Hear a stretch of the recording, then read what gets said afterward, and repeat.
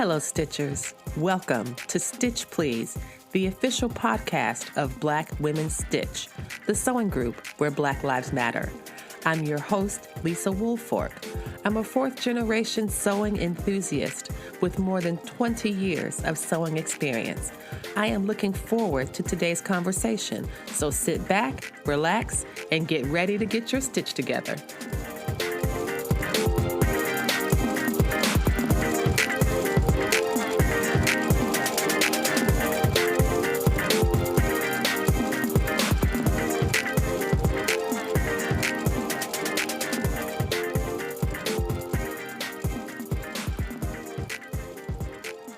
Everybody, and welcome to a special episode of the Stitch Please podcast, the official podcast of Black Women Stitch, with a sewing group where Black Lives Matter. I am, as I always say for every single episode, I am thrilled and delighted to be here. This, I believe, is our first. This is not my first Zoom episode. We did a great episode with Black Women Stitch, a two-part episode, just us doing our basic Thursday night kiki, where we get together and we sew and talk and stuff. So we did a session about that called Sis, I See You. That was our first two-part episode. This one is also special. So maybe whenever we use Zoom, if you see the Black Women Stitch podcast using Zoom, something amazing is about to happen. Because something amazing is about to happen right now. And that's because I am on the line with Kiana and Sarah from two amazing, I would say, life-altering projects for people in the sewing and knitting communities. This is also my first opportunity to actually sit down and talk with a knitter, with someone from the Yarn Mission. So welcome, Kiana from the Yarn Mission, and Sarah from the Social Justice Sewing Academy. Hello. All right, so they're waving. So here's the thing, as I was saying earlier, and you might have heard this on something from last week, is that this episode is going to be a special episode for Patreon patrons. We'll get a chance to see the video. I will upload the video of this Zoom call to our Patreon site. And if you are a patron, you get to see our amazing faces and t-shirts and accessories. But if not, if that's not something you can do, that's also fine. She's got a really great shirt on. I would tell you what it says, but then I would spoil it. So this is a great opportunity to become a patron. It doesn't take a lot. You could, as little as $2 a month. Every little bit helps. So you will be seeing us. But for those of you who are listening, thank you for coming in. And I just wanted to start with telling everyone what I believe what the Yarn Mission and the Social Justice Sewing Academy mean to me personally. For me, there are certain things, certain standards, certain aspects that if they had not happened, Black Women Stitch would not exist. The Stitch Please podcast would not exist. If I had not gone to Tea with Queen and Jay's, which is a podcast I love. It's called Tea with Queen and Jay with Janicia and Naima. It's a wonderful womanist race nerd podcast. I would not have this podcast. Listening to them really helped it was a balm to my spirit when I was hurting, when I was exhausted and overwhelmed by combating white supremacy in direct and indirect forms. They had such wisdom as well as humor to get me through. And it made me feel like I was sitting around talking with a bunch of girlfriends about the things that were important to me. So they are essential. And in the wake of my own experiences with fighting white supremacy, and that was as an organizer on the ground in Charlottesville, Virginia, for what they call the Summer of Hate. Here in Charlottesville, we had a Klan rally or white supremacist rally every month. The summer of 2017, we had a rally in May. There was May 2017. There was a smaller rally in June. There was a big Klan rally in July. And then there was the deadly terrorist attack, white supremacist rally in August. And I was there for two of them. I was there for the Klan and I was there for the white supremacist rally in August of 2017 and was on the site when that car drove through the crowd and killed 2 people and injured very many more. My husband and I were both there and narrowly escaped injury. And it was a difficult time. It was an absolutely difficult time that was compounded by apathy, it was compounded by a sewing community when I would go to do sewing because I wanted to relax or because I thought this was going to be something that would be good for me. It ended up being a site for more harm. Mm-hmm. And it actually wasn't until I was on a retreat with the whites. I called it Sewing with the Whites. I was on a retreat and I had already paid for the next event. I was at an event in the fall, and it was going to be another event in September, in the spring. So I paid and sent my money in. But after I was at that retreat in the fall, people asked me how I was. And I was like, well, I'm not great. Like, a white supremacist tried to kill me. We still have night terrors. I'm not great. I'm not great. And they were like, no one contacted me. They weren't that interested in what was happening to me. But after that retreat, I came home, and a few weeks later, I found that my check for the spring event had been returned to me. No note, no letter, just my check that I had paid for the spring event, which I was already hesitant about and feeling uneasy about anyway, was returned to me. No note, just here's your money back. So it really does show how much I had gotten used to being in that environment. I had gotten so used to the toxicity in that environment that I couldn't even imagine anything different. You know what I mean? I could not imagine anything different. I would tell stories to my family about, oh yeah, I was at this thing and somebody said blah, blah, blah, microaggression. I was at this thing and somebody asked me this, racist question. I was at this, you know what I mean? And so it was very clear that, you know what it was? A friend had said this, and I wanted this might sound familiar to y'all. It says that Black people are often welcome in organizations as long as we behave a certain way. If we behave a certain way, we're okay. And she called it going from pet to threat. Yeah. You start out as the pet. Oh, this is our colored girl.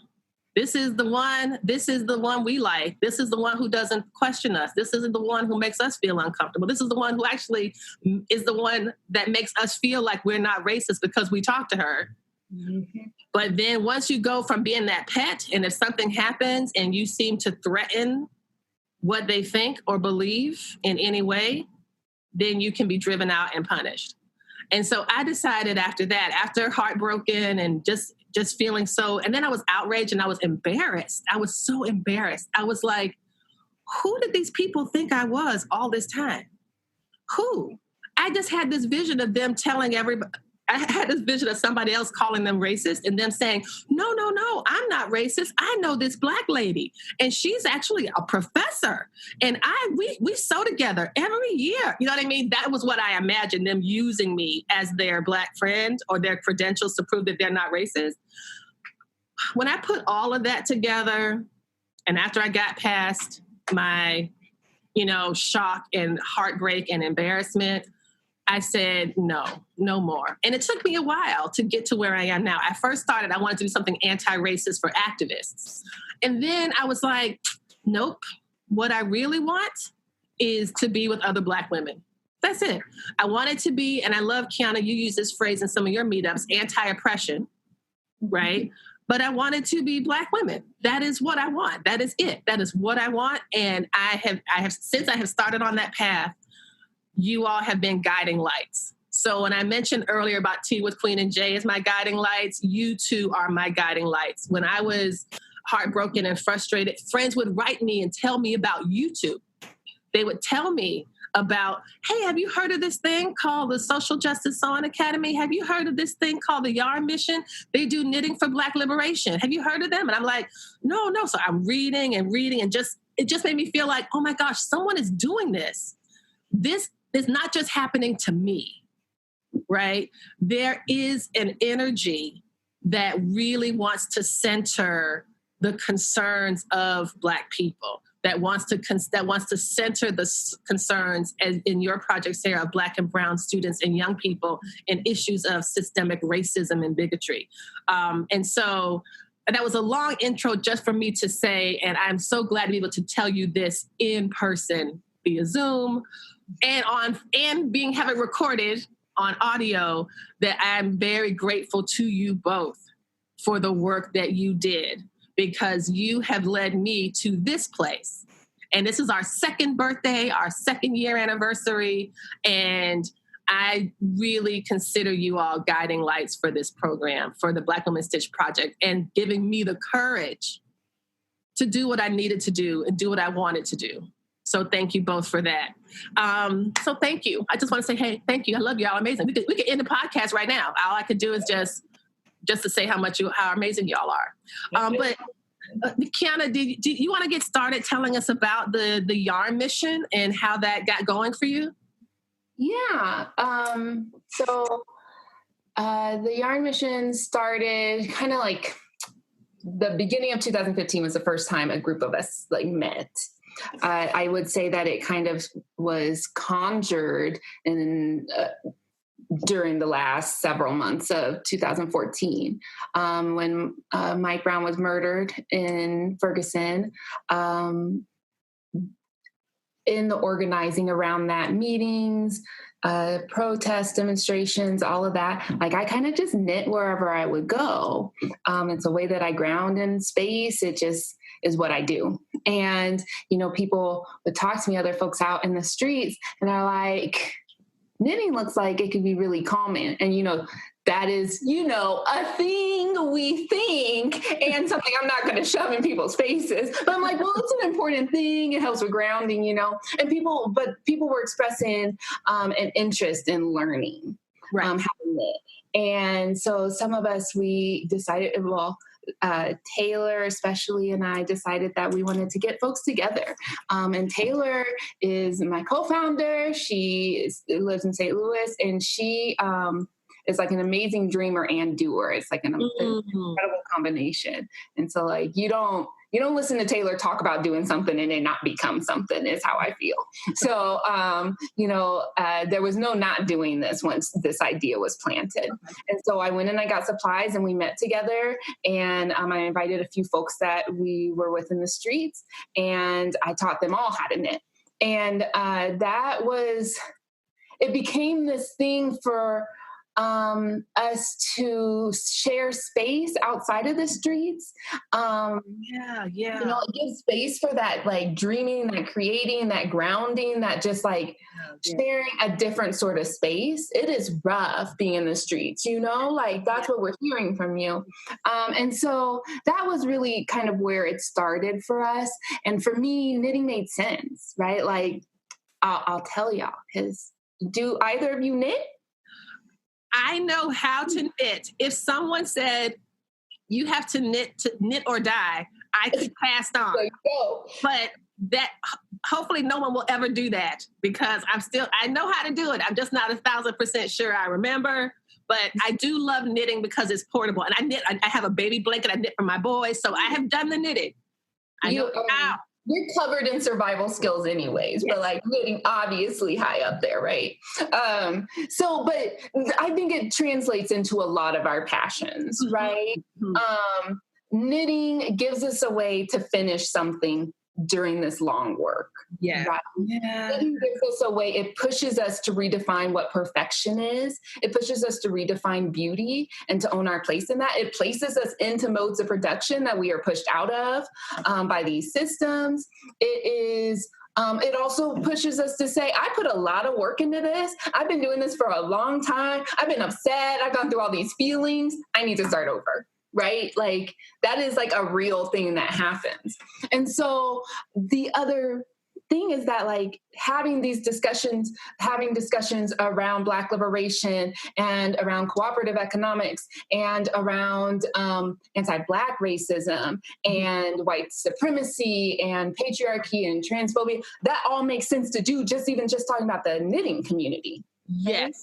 And so by us being able to have these conversations in this space and linking it with obviously the other reasons why we came together, I think it helps us to kind of model the way that we can talk about it for other spaces, right? Like this is the same conversation we can have about sports and schools and workplaces. Like the knitting community isn't special in its ability to oppress all folks throughout and like be really insistent in that. So since then, the Yarn Mission is in a few different places. It follows me where I go. I love to see it when it jumps to other folks. It's got to be centered in Black folks. It's got to be Black folks leading and conjuring it.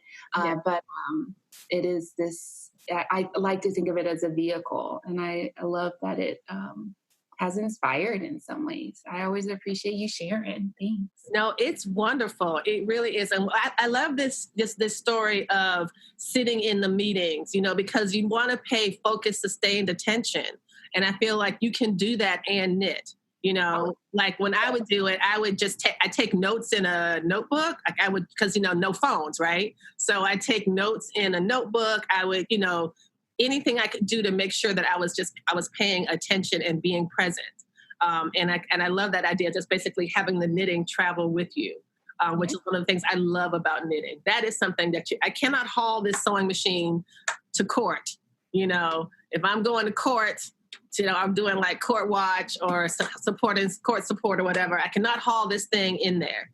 But I can, I don't know, I don't know if they even bring knitting needles in there. Some of them are fishy about it, but you just telling me like, these are knitting needles. They're knitting needles. Sometimes it works, sometimes it don't, from my personal experience. That's true.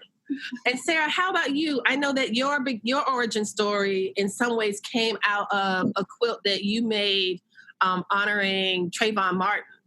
And the response that you had been, now you have a long career in the sewing industry because you wrote a book when you were young, you taught sewing to kids when you were young, you're a published author, you've been in magazines, you had your own patterns. So you were in the sewing community.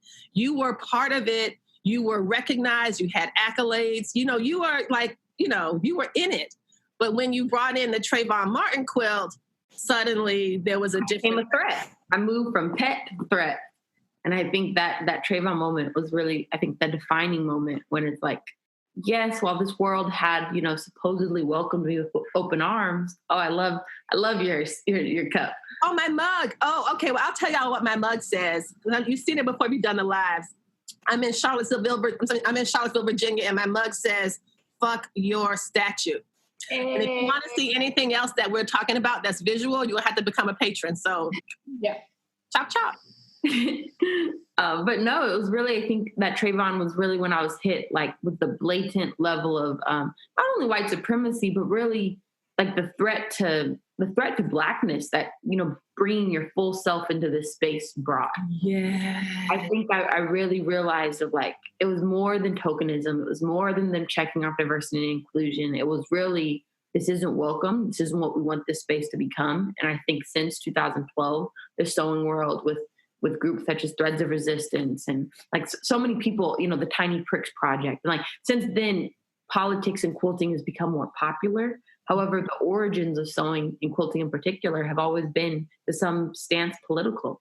So I often think, it's willful ignorance at this point to have the argument of, oh, this doesn't belong in quilting, or, this isn't appropriate, or, flying geese and double wedding rings are great, but so are quilts with messages, just equally great.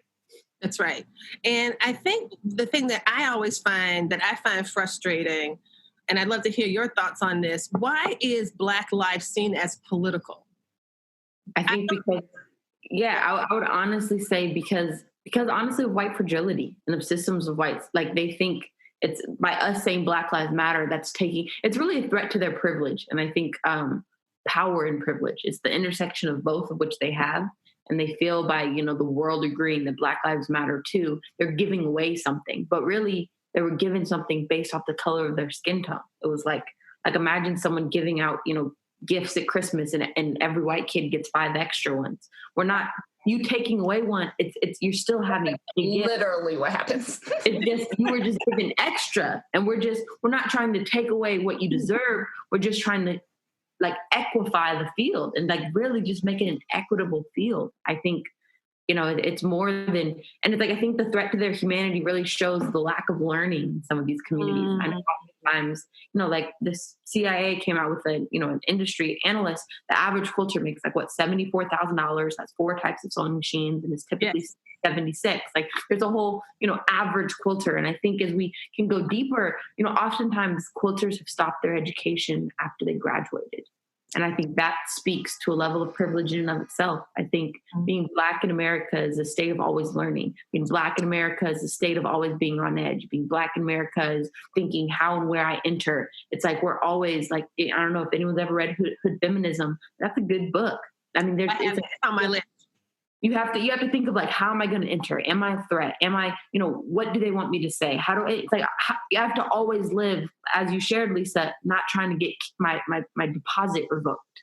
I'm always trying to live in a space where it's like, I'm being palatable enough for these white people. Let me be extra articulate so that they, they want to listen and talk with me. Right. Let me not, wear something too loud, or let me not, have colors in my hair this week, because I want to be digestible so they can, want to interact and, just build a relationship with me. It's really a fact of double consciousness, as Friends Fanon is, it's twice as much work to be quote unquote seen as half as good in this white quilting industry. That's right. Yeah. And I think, and it's true that in Du Bois, it was Du Bois with double consciousness. It's this constant seeing yourself through the eyes of others. And it's exhausting. It's not healthy. And why should we have to do this? There's no point to it, and I understand why people do it. It's so that you can, that we can be, employed, and that we can kind of engage in all these different things. But it seems to me that any relationship that's built on me not being my whole self, what kind of relationship is that? An exploitative one. An exploitative one. Yes, that is true. That is true. So what are some of the, what forms of resistance have you met, Kiana, when starting the knitting, So if you all meet up at a group, and that's one of the things that I was so moved and in love with your project about, you say, we are knitting for Black liberation. We get a group of people together and we knit for Black liberation. And that means what, in your words?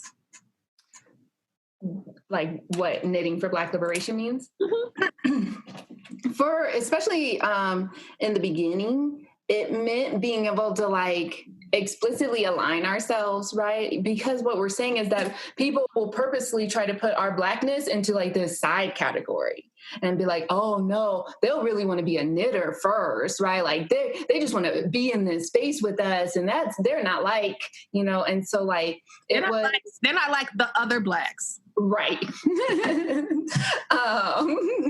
And so it was, one of the things that I noted in the beginning is that, like, as people who do like art in public, people invade, and just as Black and brown bodies, like people invade our space a lot, right? Like our privacy is not really a thing. And so, and we seem exotic to them. And so they're like, ooh, what are you doing? And everything. And it seems cordial until you actually are telling them what you're doing, is where it's like, you didn't come over here to just make conversation. There's not this knitting community that you think. You was, one, checking my credentials, and two, you thought that I would fit somewhere different. You thought this would just be some comfortable space for you. And like, you don't get comfortable spaces. People are dying. People are losing liberty. So being able to like just be knitting at an airport and someone be like, oh, what are you doing? I was like, oh, I knit, with the Yarn Mission for Black Liberation. And I'm working on a sweater. So it was just a really powerful thing to note. And for me, I've been like really dreaming and framing the ways that I think about things, because there was two, I mentioned them on Lady Dye Yarn's podcast, Rebel with the Cause, that Alexis Pauline Gumbs, who is like, I know her. She's awesome. Yes. Yeah. She is everything. So like read everything she's ever done and follow all of her projects. And they just did this like Black feminism. Oh, Kabahi. The Kabahi, and I think they're doing a re-up of that, right? I think this one just ended for registration, but I would like follow it on every platform possible. I got in, but everyone can need it, and because it's her stories and like her channeling that like really affects me. And so she told a story. She recounted a dream that Harriet Tubman had, and she woke up saying, "We are free." And so now I recognize that, like, depending on how you think about time, depending on how you just think about being, like, we already have our liberation. People are trying to keep us from it. And so it is ours, and it is ours to have.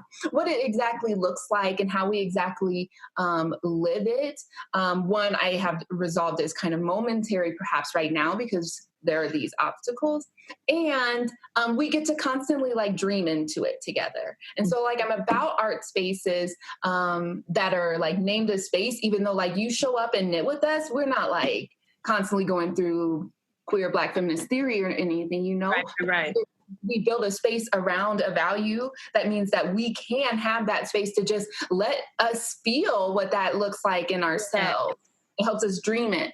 And then also Ricardo Levins Morales, he had noted that like he doesn't like the language of struggling, and it's hard to separate because we're obviously doing hard work, right? Like we're working, yet it is because struggle makes it almost makes it seem indefinite, that like we're gonna just keep in this fight, you know, and like we're really on this path. And so like I think about those things and I mean that like we hold this even though we're not holding it. You need visual for that. See? Yeah, we do. We need a visual. So y'all, again, get on the Patreon so you can see what we're doing. Yep. There's some very good hand movements going on right now. Yes. So I really, but like being able to frame it around Black liberation helps me be really intentional about that. Like we're an anti-oppressive collective because we are firmly rooted in an intersectional framing of things, which means that I know that when Black folks are free, we're all free. Yeah. And I don't like, I can focus on where I am and in my place because I know that my power analysis is legit and strong. Right. So that's kind of where we are. So I feel like we started in a place of being able to have these discussions, and we quickly realized that like cooperative economics are really important to us. And so Collective Courage by Jessica Nimhard Gordon is like a really great read. I'm going to ask you to put this stuff in the chat so that I can include it all in the show notes so people can find the readings that you're doing. And continue. Was there something else you wanted to add? Another? Oh, I was just going to say that that's kind of like a big part of where we are now. We like realize that our tenets are to be pro-Black, pro-rebellion, and pro-community. And we realize that a huge, like our framing is in a cooperative, collective, thriving and surviving mode. And so we've really grown organically together in these ways. So it's like you're acting like you're already there, like you already have it. I think that we can think of moments where it's like we get to like live our liberation in different ways is what I call it. And so like I think we have these moments where we're like, this space, like even though I recognize that we came to this space because of these oppressions, I also feel like in this space, we claimed something for ourselves, you know, like this was already ours and like we got to like live it together for these moments. So we had to be really cognizant of how we did that. That's kind of like where my framing and like discussion of it is right now. I just, I'm not a super like hopeful, optimistic person, kind of cynical and jaded yet, you know, like I don't like giving away stuff all the time. Like that liberation is ours. Like we have that is ours. We will have it fully and encompassingly. That's like, I don't want to give it away. And one of the things I love about what you're saying, as well as, and this will connect to Sarah. I remember I was telling Sarah earlier about this project called Church of Black Feminist Thought, based out of Oakland. It's fantastic. And I participated in the month of June, and Alexis Pauline Gumbs was the focus. And what was a focus reading. And she had a quote that I wrote down and had never forgotten. And I'm going to continue because it's such a great mantra. And it is, freedom is not a secret. It is a practice. Awesome. Freedom is not a secret. It is a practice. And it just reminds me that every single day when you're doing the work of your projects, what you are doing is a practice. You are breaking down things. You are building something. You are dismantling something. These are something we have to practice. I don't know. I just thought it was such a beautiful reminder. And I had a friend, an organizer that I met a few years ago. And one of the things that she would do when she was trying to make a decision, she would say, does this feel like liberation? She would ask herself, does it feel like liberation? Does this feel like liberation? And if it didn't feel like liberation, she wouldn't do it. Right. And that's a pretty good, rubric or whatever you use, whatever decision-making tree you need to do to make choices, and whatever flow chart you need to put something in order to say yes or no. And Alexis is definitely about Black women saying no to more things so we can get to better yeses. You're listening to Learning Liberation, a special second anniversary / birthday episode for Black Women Stitch. This is a 3-way conversation between Lisa from Black Women Stitch, Sarah Trail from the Social Justice Sewing Academy, and Kiana Sewell from the Yarn Mission. When we come back, we'll continue this conversation about what it means to build a values-led organization and other things that have become so important for the structure of these amazing projects. Stay tuned. Please podcast is delighted to celebrate the second anniversary or birthday of Black Women Stitch. If you have been following the Black Women Stitch page on Instagram, you know that there are a lot of birthday wishes that I have put down to help celebrate the milestone of our second anniversary. One of those wishes is a Patreon drive, and Patreon is a peer-to-peer service. It allows artists and creatives to be supported by the people who appreciate their work. And for as little as $2 a month, your contribution can help sustain the Stitch Please podcast and the Black Women Stitch project as a whole. My original goal for Patreon was to get 50 subscribers, and we have smashed that expectation. I am now trying to double that expectation, so the new goal is 100 Patreon subscribers, and guess where we are now? We are at 80. We are so close to 100. So if 20 people can give $2 a month or commit to $2 a month to Black Women Stitch, we will hit double that 50, which is pretty cool considering I turned 50 this year and 2 of my birthday celebrations were canceled. So this is an opportunity to celebrate 2 times by taking that 50 from the original Patreon wish and turning it into 100. Thanks so much for considering this. The Patreon link to Black Women Stitch is in the show notes, as well as other wishes, including the Amazon wish list for things that will help sustain the project and the podcast. Now, back to the special conversation with Sarah Trail from the Social Justice Sewing Academy and Kiana Sewell from the Yarn Mission. Thanks for listening. Sarah, can we pivot to you to talk a bit about what you see in some of the results of the work that you produced? I know that you've had so many challenges, and I know you were saying, I think that you appreciated the phrase that I offered, going from pet to threat. And I know you've seen that with the work of the kids. You put these gorgeous quilts together and you take them to a quilt show, and some white lady loses her shit because it's a picture of Barack Obama or quotes from the actual president of the United States that are racist. And they're all like, well, this is not appropriate. Let's take this down, blah, blah, blah. How do you manage that? And what kind of things have you experienced, and how do you work past that?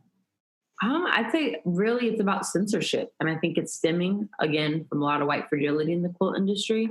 And examples being been at local quilt shows in the Bay where, even the Sacramento Guild, they're like, oh, we want quilts by kids. We heard you guys had kid quilts. I said, okay. I sent them the photos. They said, oh, we didn't know that they had words and images. We don't want any of your kid quilts. And I was like, okay, well, shouldn't have asked, but it's fine, whatever. I think oftentimes I just brush it off. Not everyone's going to like what, these kids have to say, but it's okay. We're not going to, try to fight at a seat of a table that we're really not being invited to. Let's just build our own. I think PSA has intentionally, built our own table in the sense that we have our own community, we have our own allies. At this point, we've been in shows where, again, Bryant's quote, blood, white, and blue with nooses. A lot of people complained, and, the show quote owner said, hey, let's just take this quote down. And it's like, okay, that's fine. However, I'm going to let the community know what happened.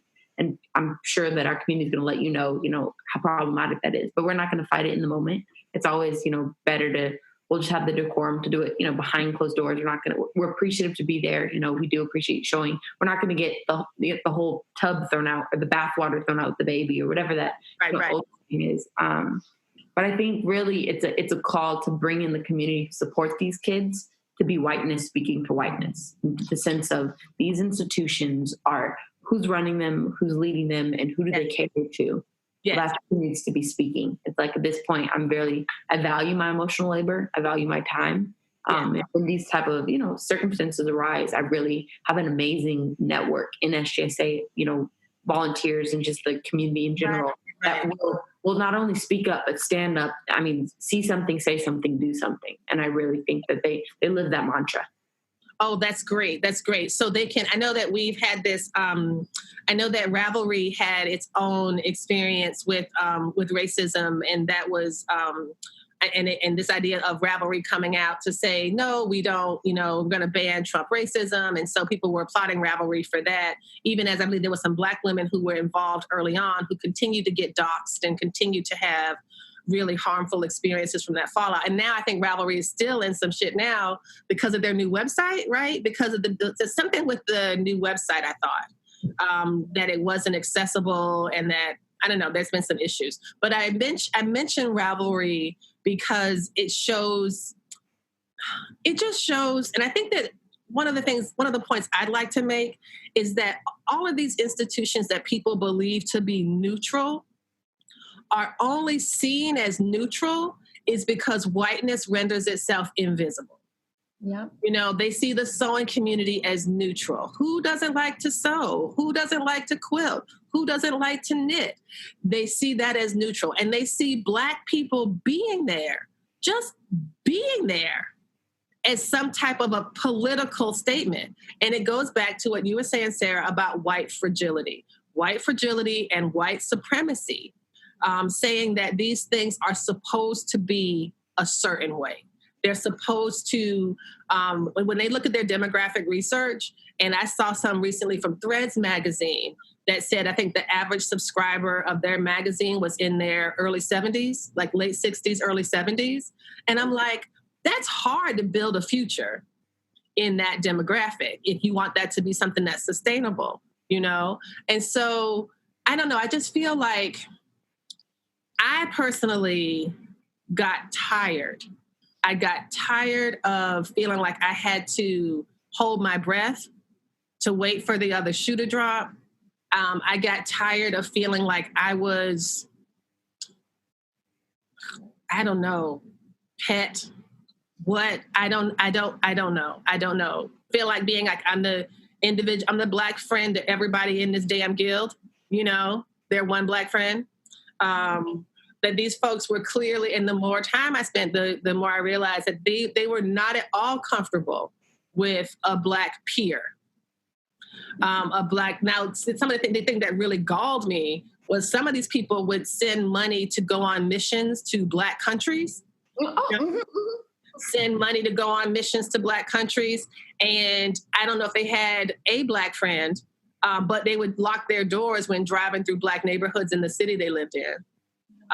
Or they would think about Black people in America as lazy criminals, but they liked the Black people that they could find across the world. It was just, I really, one of the reasons I'm so passionate about it now is that I feel like I wasted so many years of my life with that bullshit, and if I can help somebody to not have to do that, to show them that this is not what's up, that there's nothing that they have that you can't have. These are their arts.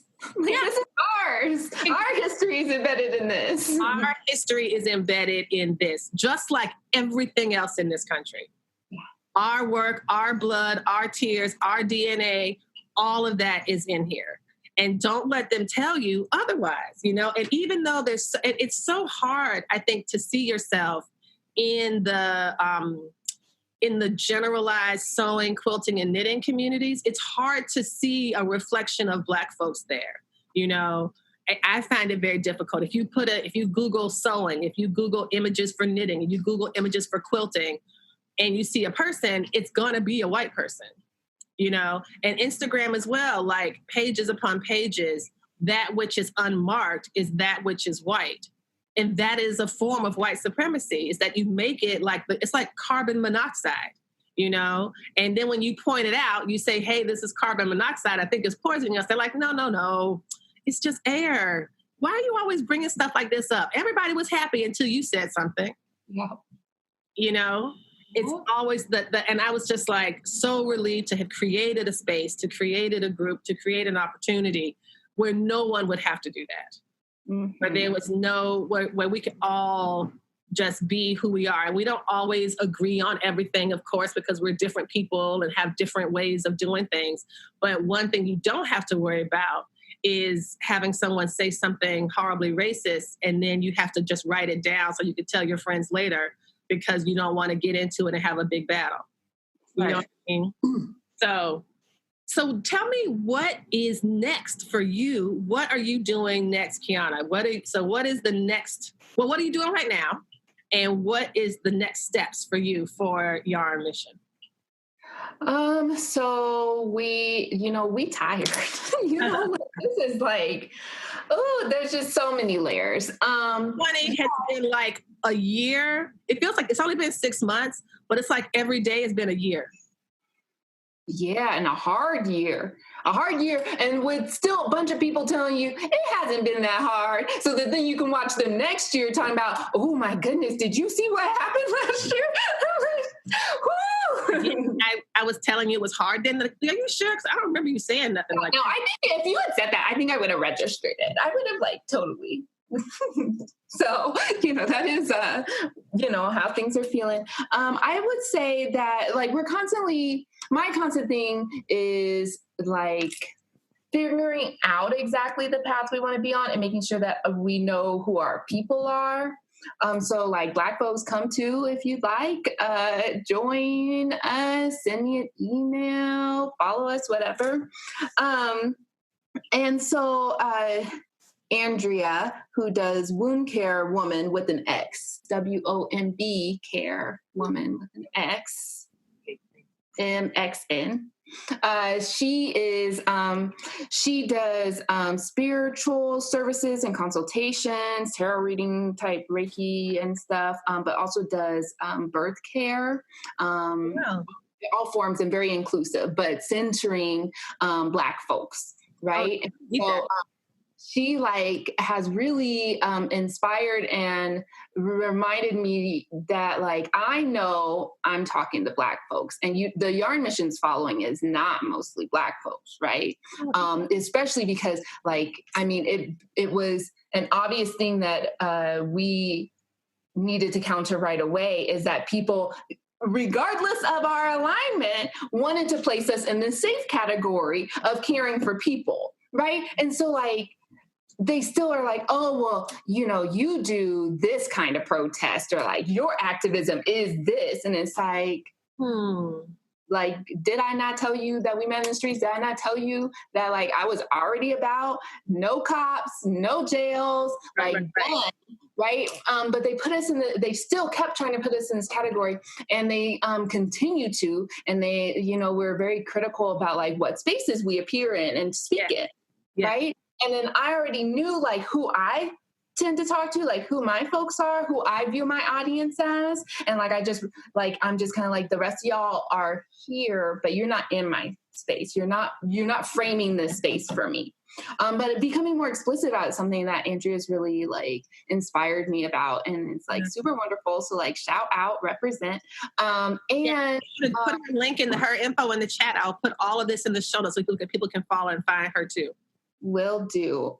So I think for us, a lot of it is just we already have the language and we already have the alignment to navigate this. Mm-hmm. And so we are really figuring out the ways that we want to build and the ways that we want to continue doing what we do, and the ways that we want to hold space for other Black folks, and especially Black femme folks, to come to when they're, as they're open to it, as they're learning that there are these spaces, there are these possibilities.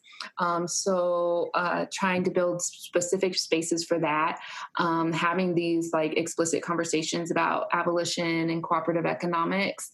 But then we do what we do. Like Taylor is going to drop an amazing and beautifully photographed line of her crop top sweaters, which are like beautiful and but not like knitting standard popular, right? But no, people need these. They are beautiful, brightly colored, wonderfully patterned. And she names them after our folks, like our ancestors, right?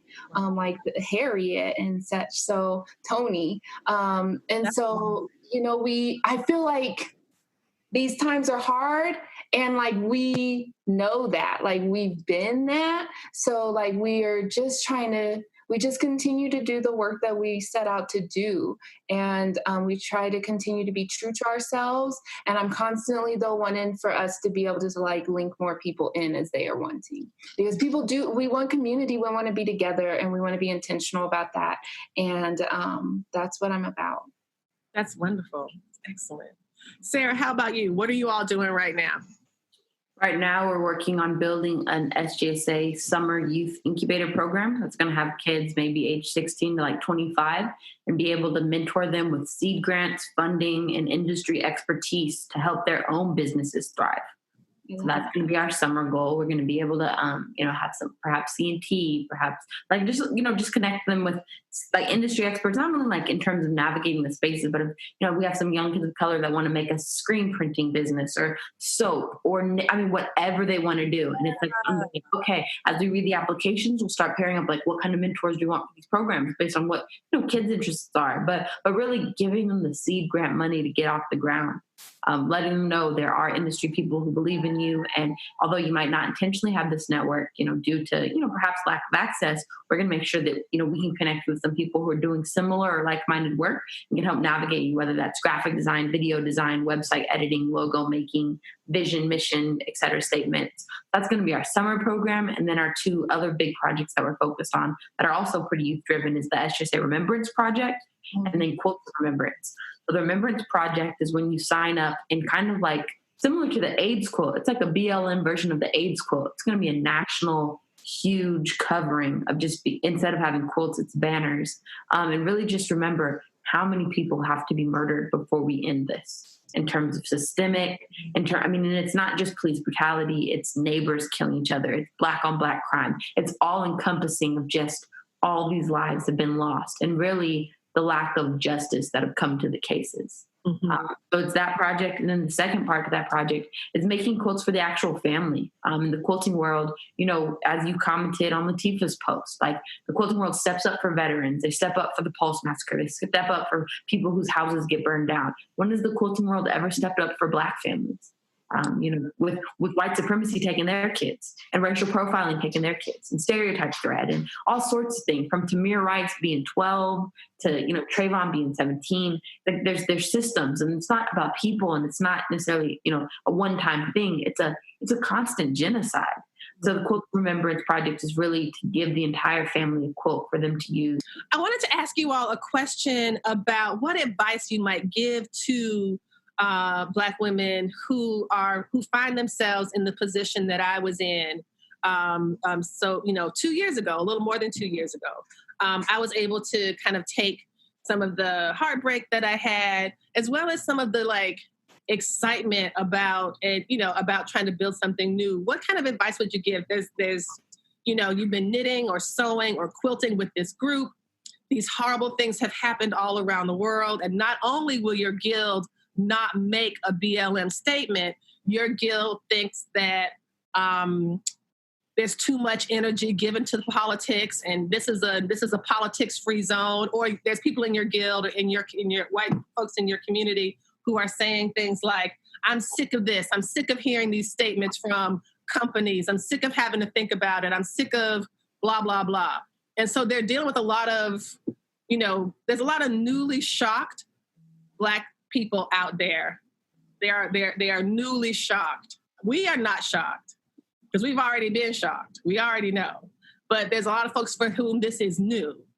What kind of advice would you give to these sisters who are out there just trying to like, what do I do next? How do I move forward? How do I proceed with my creativity in spaces and environments that are hostile? I would say the number one thing is the day, like you'll feel so liberated the day you stop waiting for white acceptance. And it's like, I mean, like right now, especially with social media, I'd say if you want some more community, you can find it virtually. There's Black Women Stitch. You can come to SJSA. We have Latifah. We have Ebony. We have Black Makers Matter. I mean, like intentionally, you can like, stop waiting for the acceptance or the genuine, bringing in of a guild that, might be racially hostile. And really just find it online. You can find it in other spaces. You can Zoom, you can reach out.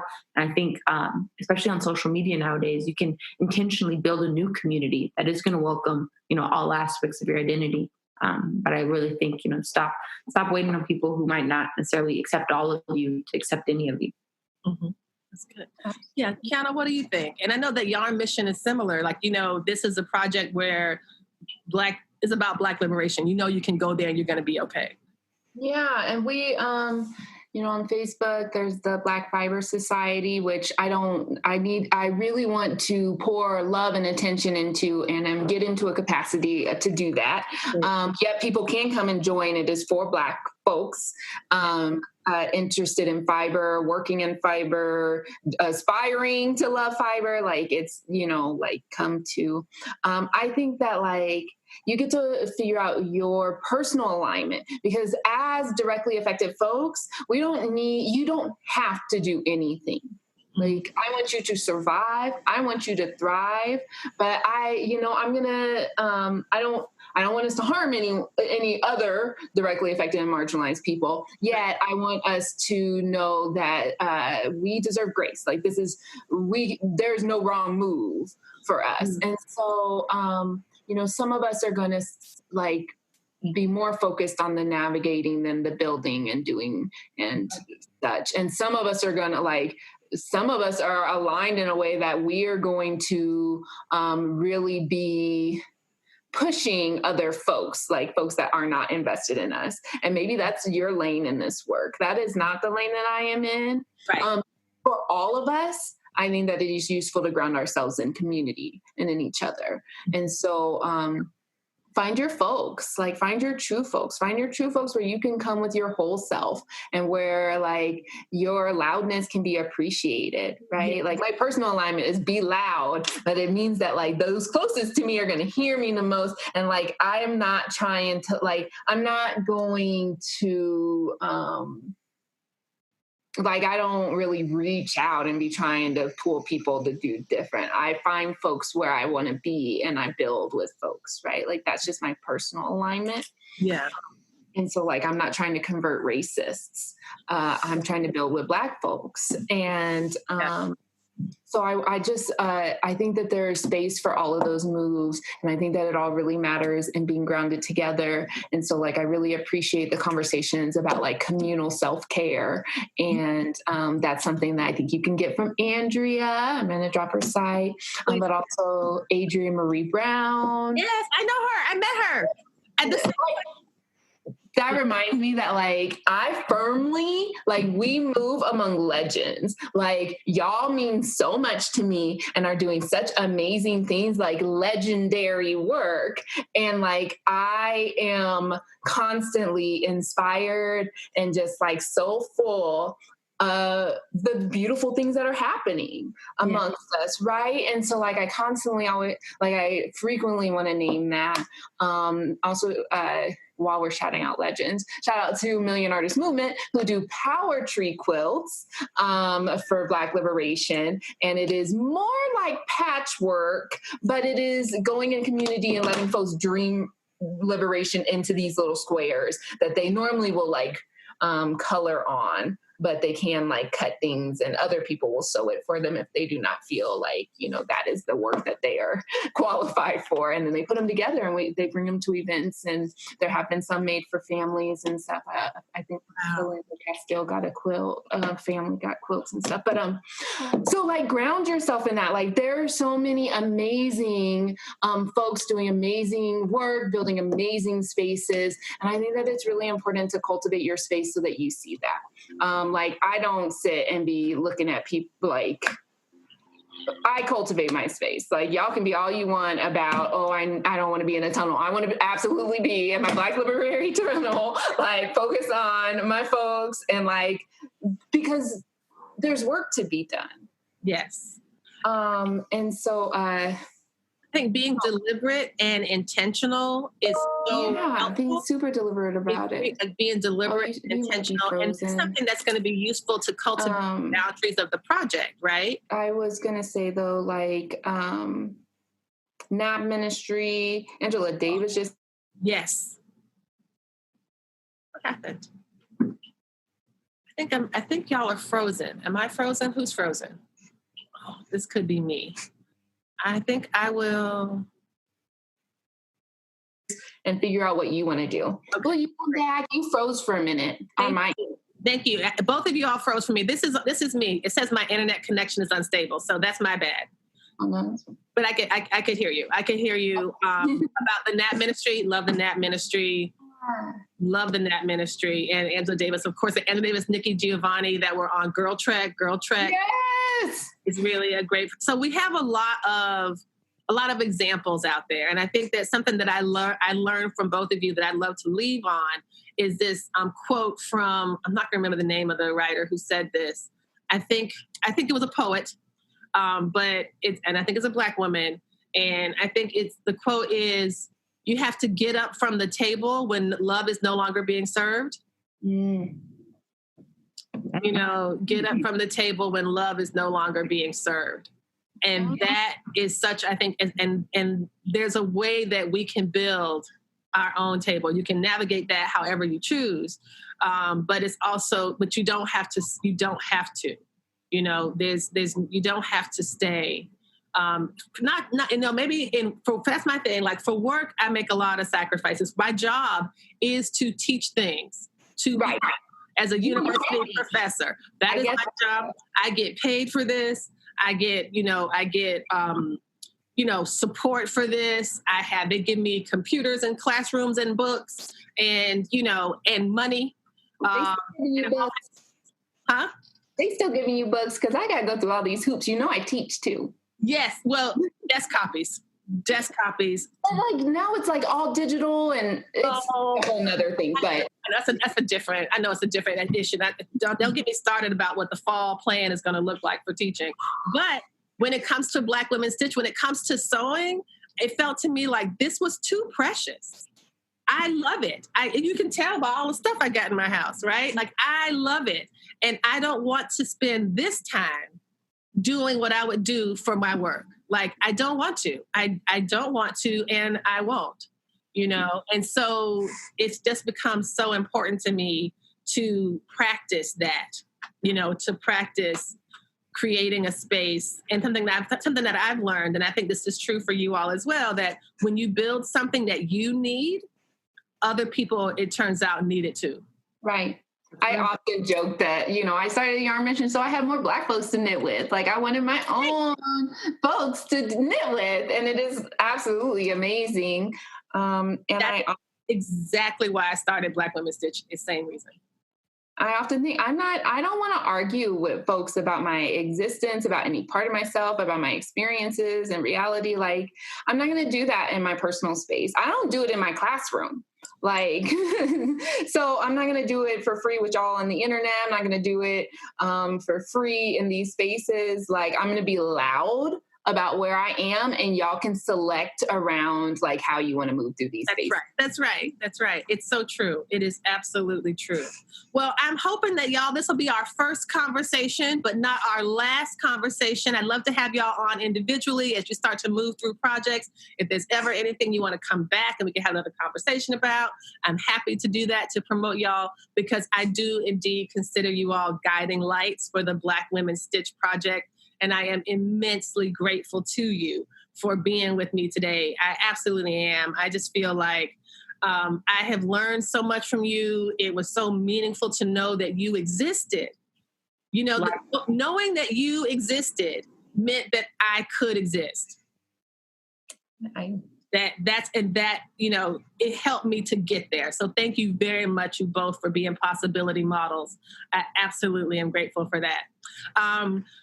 And I'm gonna ask you all to shout out where we can find you on social media so people can follow you. Where can they find you, Sarah? At SJS Academy on Instagram and Twitter. Okay. How about you, Kiana? We're the Yarn Mission across. I don't tweet, because I find it to be very dramatic. And our Instagram, we've been using it lately to really shout out our pro-Blackness and having those conversations around that too. And I did some abolition stuff, and I'm going to do some cooperative economic stuff. And then we have a Facebook page, which I actually can't access. So that's kind of in an uncomfortable spot right now. But there's the Yarn Mission group, which is open to folks who are ready and aligned with anti-oppression across racial, ethnic, gender, all of that. And then the Black Fiber Society, which is specifically for Black folks. Thank you all so much. Y'all are amazing.